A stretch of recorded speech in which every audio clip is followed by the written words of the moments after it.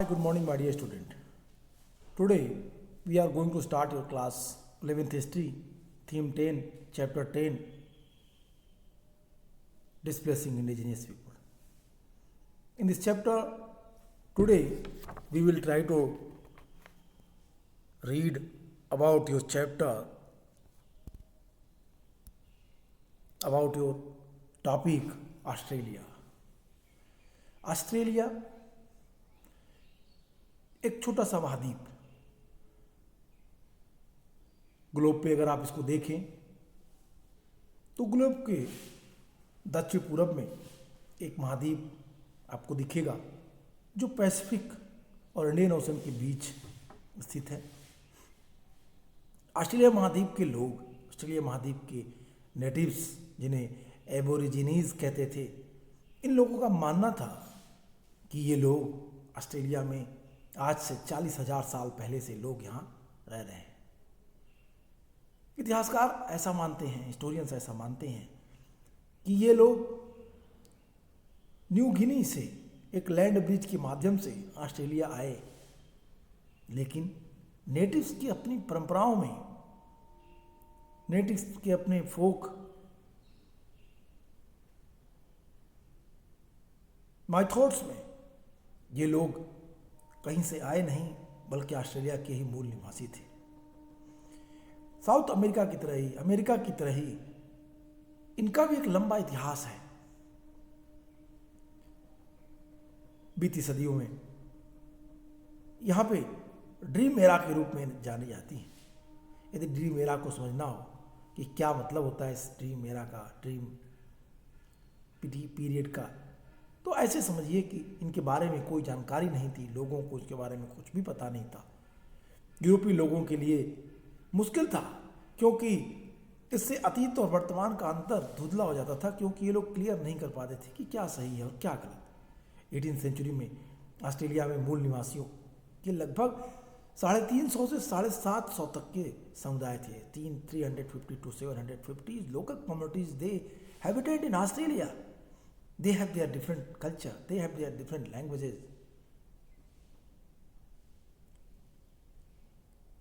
जिसमें से आज भी 200 लैंग्वेजेस प्रैक्टिस में है। देसी लोगों की एक और विशाल समूह नॉर्थ में रहता था, टॉरस स्ट्रेट के लोग कहते थे इनको, जो टॉरस स्ट्रेट के आसपास रहते थे। एबोरिजिनी शब्द इनके लिए इस्तेमाल नहीं होता था जो नॉर्थ में रहते थे, क्योंकि माना जाता था कि वो कहीं और से आए हैं और एक अलग नस्ल के हैं, एक अलग रेस के हैं। 205 में ऑस्ट्रेलिया में जो सेंसस डाटा कलेक्ट किया गया, उससे पता चला कि ऑस्ट्रेलिया की जो नेटिव पॉपुलेशन है वो 2.4% ही बची है, जो कभी ऑस्ट्रेलिया की पूरी जनसंख्या होती थी। आज केवल 2.4% है। ऑस्ट्रेलिया की टोटल पॉपुलेशन भी एक जगह नहीं, स्पार्सली है, इधर उधर छितराई हुई है, फैली हुई है। ज़्यादातर शहर ऑस्ट्रेलिया के, यदि आप ग्लोब पे देखें तो ग्लोब पे आपको ये शहर किधर दिखेंगे? सब कोस्टल रीजन में ही दिखेंगे, तटवर्ती इलाकों में ही इनके क्षेत्र आपको दिखाई देंगे। ऑस्ट्रेलिया में यूरोपीय सेटलर्स, मूल निवासियों और ज़मीन के बीच आपसी रिश्तों का हिस्सा, ये कहानियाँ उत्तरी और दक्षिण अमेरिका के किस्से से काफ़ी मिलता जुलता है। हालांकि इसकी शुरुआत 300 साल बाद हुई, मूल निवासियों के साथ हुई। मूल निवासियों के साथ हुई इनकी मुलाकात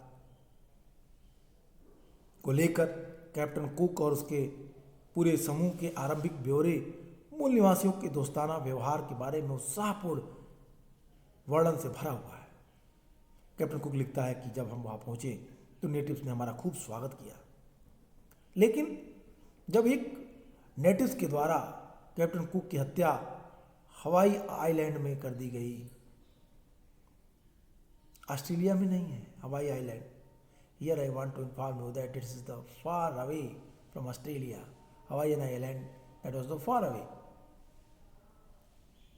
from Australia, but that accident affected the relation between the native and the Europeans in Australia. Captain cook की हत्या हवाई द्वीप में हुई, ऑस्ट्रेलिया में नहीं। लेकिन उसकी हत्या के बाद ब्रिटिशर्स जो थे उनका रवैया पूरी तरह से नेटिव के प्रति बदल गया, जैसा कि इसके पहले नहीं होता था। कॉलोनियल रूल की तरह उनके साथ, नेटिव के साथ व्यवहार किया जाने लगा पूरी तरीके से। अब इनके साथ एक ब्रूटल स्टेप उठाए जाने लगे। यूरोपीय लोगों के आगमन को सभी मूल बासिंदों ने खतरे की तरह देखा। वह यह अनुमान नहीं लगा पाए कि 19वीं सेंचुरी के दरमियान जो डिजीज आए, जो वायरस आए, का असर भी उनके ऊपर पड़ा। एक तरफ तो वो अपनी ज़मीन कॉलोनियल या इंपीरियल पावर के हाथों खोते जा रहे थे, और दूसरी तरफ से बाहर से आए हुए डिजीज, बाहर से आए हुए ये वायरस एक पैंडेमिक के रूप में फैल के इनकी संख्या को ऑलरेडी कम करते जा रहे थे। बड़ी संख्या में मूल बासिंदों को अपनी जान गंवानी पड़ रही थी। ब्राजील में पुर्तगाली कैदियों को बसाने का प्रयोग तब जाकर बंद कर दिया जब उसके हिंसक बर्ताव ने मूल निवासियों को हिंसा करने पे उतारू कर दिया। उनकी ज़मीनों पे जब दूसरे लोगों को बसाया जाने लगा, तब यहाँ पे एक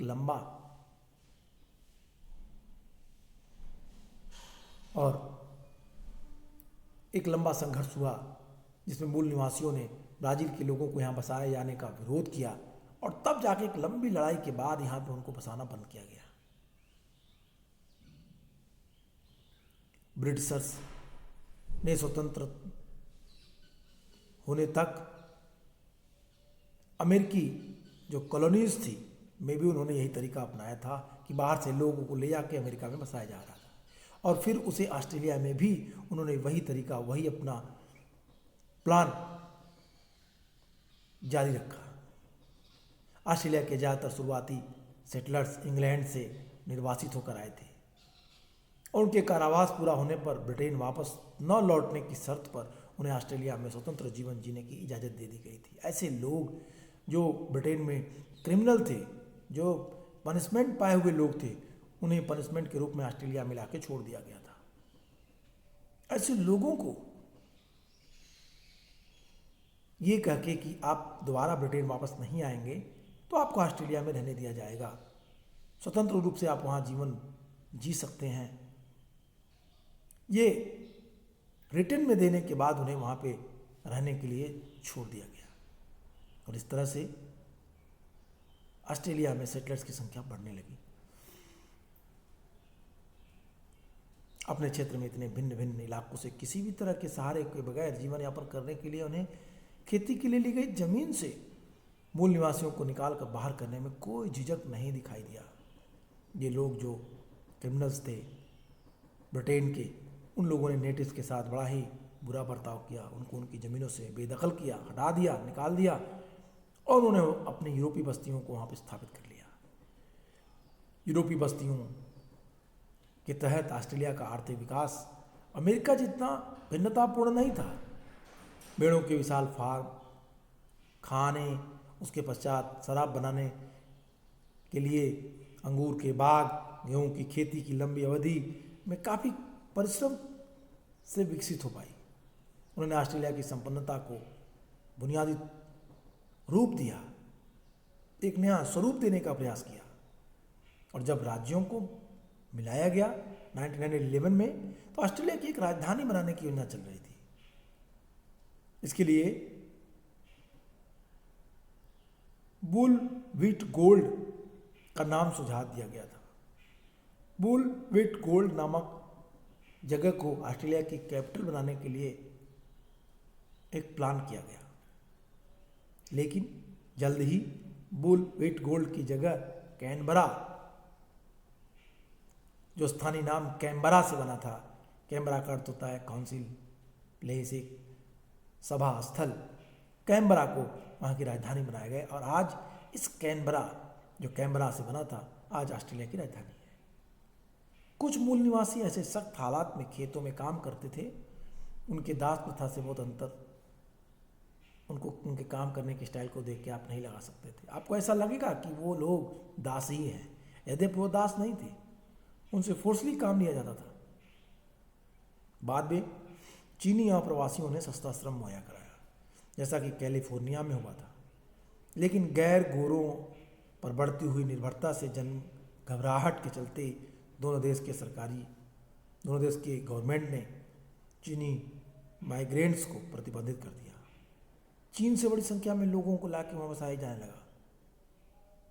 1974 तक लोग के मन में यह भय घर कर गया कि दक्षिणी एशिया और दक्षिणी पूर्वी एशिया के जो गहरी रंगत वाले लोग हैं, ब्लैक लोग हैं, उनकी बड़ी तादाद ऑस्ट्रेलिया में आ सकती है और इससे गोरों को प्रॉब्लम होगी। इसलिए उन्होंने इनको बाहर रखने की ही पॉलिसी अपनाई। These all points was discussed by me in your previous class. When you will read the whole paragraph, then you can easily understand that what we studied in your previous class.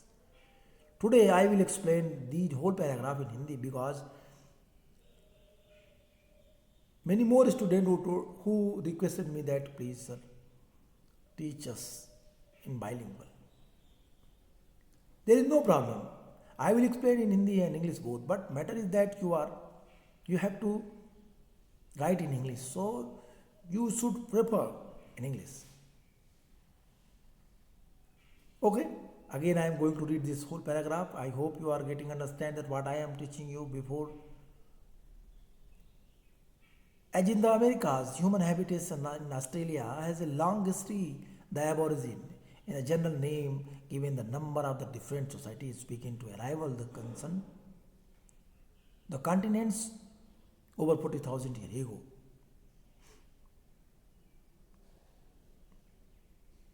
They came from New Guyana, which was connected to Australia by a land bridge in the natives' traditions. They didn't come to Australia, but had always been there. The past centuries were called the dream era. Some things different for the Europeans to understand, since the distinctions between the past and the present is blurred. My dear, in this paragraph, author want to inform you that the natives' history is very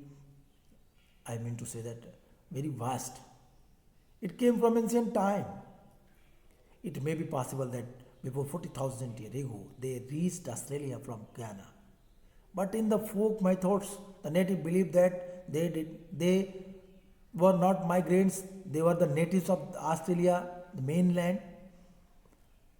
This differences, it is called the dream time for the Europeans because they don't know about the history. Between that history, that was the blood. So that's why this era is called the dream time. In the late 18th century, there were between 350 to 750 natives communities in Australia, each with its own languages. Even today, 200 of these languages are spoken. There is another large group, indigenous people living in the north, called the Torres Strait Islanders. The term Aborigine is not used for them, not used for these, as they are believed to have migrated from the elsewhere and belong to different race. Together, they make up 2.4% Australian population in 2005. My dear, author inform you about the population, the languages, the culture of the Aborigine who lived in these islands. Author clearly explained that the various communities of the natives who lived in Australia, it was 350 to 750. They had different languages, they had different type of cultures. Nowadays also 200 languages in practice. It is spoken nowadays also. There is another large group of indigenous people living in the north called the Torres Strait Islanders. The other groups who lived in North Australia, they called Torres Islanders. They never used the term Aborigine for them, for answer, because they felt that they were migrants from the other places. They were different race. Overall, the native communities who lived in Australia, according to the census data, according to the census data which was taken in 2005, it was 2.5%, the whole population of Australia. In the second paragraph, author clearly informed. Third paragraph, the Australia is the sparsely populated and the most of the town were along the coast where the British first arrived in 1770s because the central region is very deserted. My dear, this is the Australian map. The story of the interactions between the European settlers, the native peoples and the land. The Australia has many points of similarities to the story of Americas. Though began nearly 300 years later, the initial reports from Captain Cook and his crew about the encounters with natives are enthusiastic about their friendliness. There was a sharp reversal of the feeling on this part of the British when Cook was killed by natives, not in Australia but in Hawaii. As often happened, a single incident of this nature was used by the colonials to justify the subsequent act of the violence towards other people. In this paragraph, author wants to inform you that there is no vast difference between the Australia's native peoples and the American native peoples. They were equally treated by the Europeans in their continents. One most important incidents or accidents which author want to share with you, that is the Captain Cook's murder. Even Captain Cook was murdered in Hawaii Island, but their responses we had seen in Australia. The Australians natives, they were treated as a brutal by the Europeans. The relation between them that was suddenly changed. Even the Captain Cook explained in the book or what he wrote that the nature of the natives that was the very friendly with us, but after the death of the Captain Cook it was suddenly changed. This point is explained by author in this paragraph. My dear, the third paragraph, they didn't foresays that the 19th and 20th centuries, nearly 19% of them would be the exposure of germs while lost their land and resources and the battle against the settlers. The experiment of settling Brazil, my dear, in this paragraph, author clearly explained about that the land that was captured by the settlers. And second, that was pandemic that came from the Europeans in Australia, and it directly affected the life of the natives.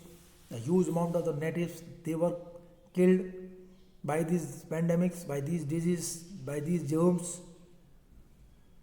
and that's result they अपनी जमीन से हाथ धोते जा रहे थे. Their land was captured by them, Europeans. Them it means Europeans. And second more thing which is important, that the criminals or prisoners who were migrated from Britain to Australia, they were forced that if you will not return back, if you will not return England, if you would habitate himself in Australia, then we free you, हम आपको स्वतंत्र कर देंगे. और ऐसा ही हुआ. ये लोग जो क्रिमिनल्स थे, इन लोगों ने ऑस्ट्रेलिया में नेटिव्स को डिस्प्लेस किया और फिर उनकी ज़मीनों पे कब्जा कर लिया. These are points discussed by me. Now we have to focus the next point, the wind of change. The wind of change, that is a very important point. Wind of change. In these points, we will try to understand what happened with the natives. बदलाव की लहर. Wind of change it means बदलाव की लहर.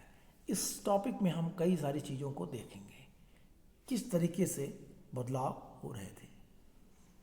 कहता है कि 1968 में एक एंथ्रोपोलॉजिस्ट थे WEH स्टेनर। WEH स्टेनर ने एक व्याख्यान दिया, एक अपनी आर्टिकल पढ़ी, द ग्रेट ऑस्ट्रेलियन साइलेंस, महान ऑस्ट्रेलियाओं की चुप्पी। इतिहासकारों की मूल निवासियों के बारे में चुप्पी इस आर्टिकल में, इस व्याख्यान में बताई गई थी। 1917 की डिकेड्स में उत्तरी अमेरिका की तरह ही यहाँ भी मूल निवासियों को एक नए रूप में समझने की लोगों के मन में इच्छा जागृत हो चुकी थी। ऑस्ट्रेलिया के मूल निवासी कैसे हैं, उनका कल्चर क्या है, इन चीज़ों को जाना जाए। उन्हें एंथ्रोपोलॉजिस्ट की क्यूरियोसिटी में रखा गया। अब वो एंथ्रोपोलॉजिस्ट की क्यूरियोसिटी में आ चुके थे, बल्कि विशिष्ट संस्कृतियों वाले समुदायों के रूप में भी प्रकृति और जलवायु को समझने की विशिष्ट पद्धतियों के रूप में अब एंथ्रोपोलॉजिस्ट उनको देख रहे थे। एक ऐसे कम्युनिटी के रूप में जिनको नेचर का अच्छा ज्ञान हो, एक ऐसे कम्युनिटी के रूप में जिनको इन्वायरमेंट का अच्छा ज्ञान हो, ऐसे समुदाय के रूप में समझना था जिसके पास अपनी कथाएं, अपनी कला, चित्रकारी, हस्तशिल्प, कौशल का विकास, उन सबका विशाल भंडार, उनका अपना लिखने का तरीका, उनकी अपनी पेंटिंग स्टाइल, ये सब उनकी अपनी विशेषताओं को बता रहे हैं। इसे आगे चलकर हेनरी रेनॉल्ड्स ने अपनी एक बहुत ही महत्वपूर्ण पुस्तक, प्रभावशाली पुस्तक why weren't we told, why weren't we told में उन्होंने इसको एक्सप्लेन किया। वाई वरंट वी टोल्ड, हमें क्यों नहीं बताया गया। इस बुक में हेनरी रेनॉल्ड्स ने उन बातों को रखा, उनकी समृद्ध परंपराओं को, नेटिव्स की समृद्ध परंपराओं को बताने का प्रयास किया जो महत्वपूर्ण थी। इस किताब में ऑस्ट्रेलियाई इतिहास लेखन की उस जो तरीके थे उसकी निंदा की गई, भर्त्सना की गई थी। इसमें कैप्टन कुक की खोज से ही इतिहास की शुरुआत ऑस्ट्रेलिया में मानी जाती थी। इसके बाद से मूल निवासियों की संस्कृतियों का अध्ययन करने के लिए विश्वविद्यालयों में विभागों की स्थापना हुई। कई सारी आर्ट गैलरीज में देसी कलाओं की दीर्घाएं शामिल की गई। फोक कल्चर को समझाने वाले कल्पनाशील तरीके से अच्छे कमरे संग्रहालयों में उनकी जगह बनाई गई। मूल निवासियों ने अपने जीवन इतिहास को लिखना शुरू किया। यह सब एक अद्भुत प्रयास था। यह प्रयास समय रहते हुए शुरू हो गया।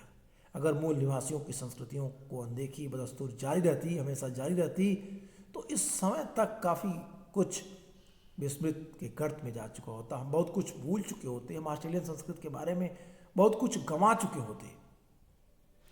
1974 में बहुसंस्कृतिवाद ऑस्ट्रेलिया की राज की नीति रही, जिससे मूल निवासियों की संस्कृतियों और यूरोपीय तथा एशिया के अप्रवासी जो माइग्रेंट्स थे की भांति की संस्कृतियों को समान आदर दिया गया। वहाँ पे दोनों लोगों को समान रूप से सम्मान दिया गया। कहता this has been wonderful effort, it is also accord at the critical time because the native cultures had remained ignored by the time. Much of such culture would have been forgotten.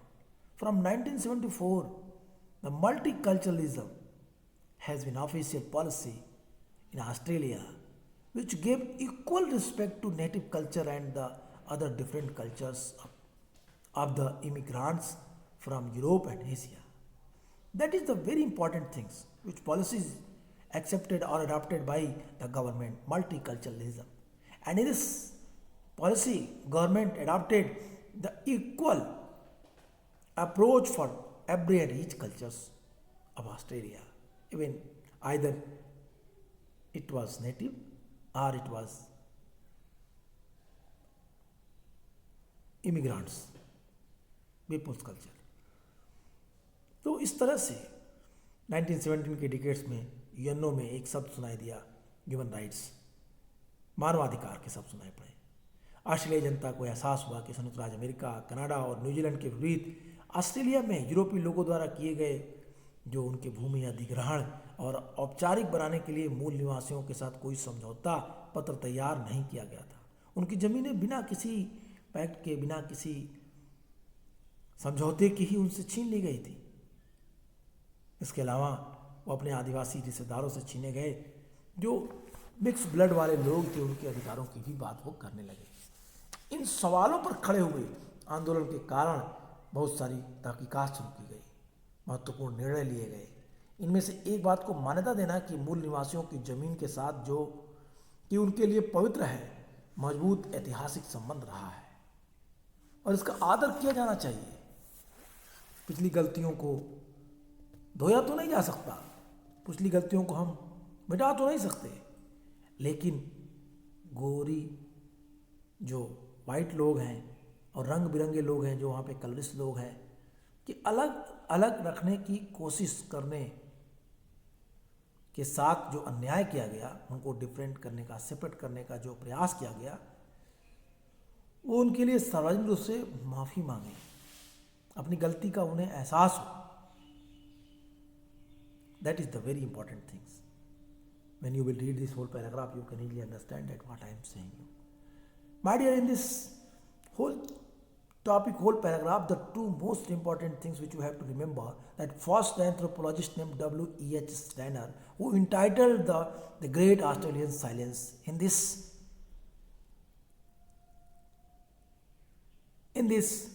speech, he tried to explain the history of the native people who lived in Australia. And second things, you have to remember that the book which was written by a very famous scholar, Henry Reynolds, articulated in the powerful book, Why Weren't We Told? He condemned in this book the policy, the practices of the writing Australian history, as though that he began with the Captain Cook's discovery. And after these type of scholars, when they put it on such type of questions, anthropologists must curious that we have to know, we have to nurture the culture of the natives. Different type of museums, the various museums, art galleries, they provide some place for them, for the natives' history. Since the universities department have been instituted to study the natives' culture, galleries of the native have been added, the galleries, museums have been enlarged to incorporate the dioramas, imaginatively designed rooms explains the native culture, and the native have begun writing their own life histories. This has been wonderful effort. It has also occurred at the critical time because of the native cultures had been reminded, ignored by the time. Much of such culture would have been forgotten. From 1974, the multiculturalism policy which was adopted by the government, in this policy it is clearly explained that we have to treat the aberrant, we have to treat the aberrant each culture is equal against constitutions of Australia. ये सबसे महत्वपूर्ण बात है। अब लोगों को एहसास होने लगा था कि उन्होंने क्या गलती की है। इस तरह से ये चैप्टर आपका यहाँ पे खत्म होता है। इस पूरे टॉपिक में हम लोगों ने कई सारे पॉइंट्स को कवर किया। आप पूरे टॉपिक को देखें तो ये पूरा टॉपिक आपको दिख जाएगा। तो आज के लिए इतना ही, फिर मिलेंगे। Good bye.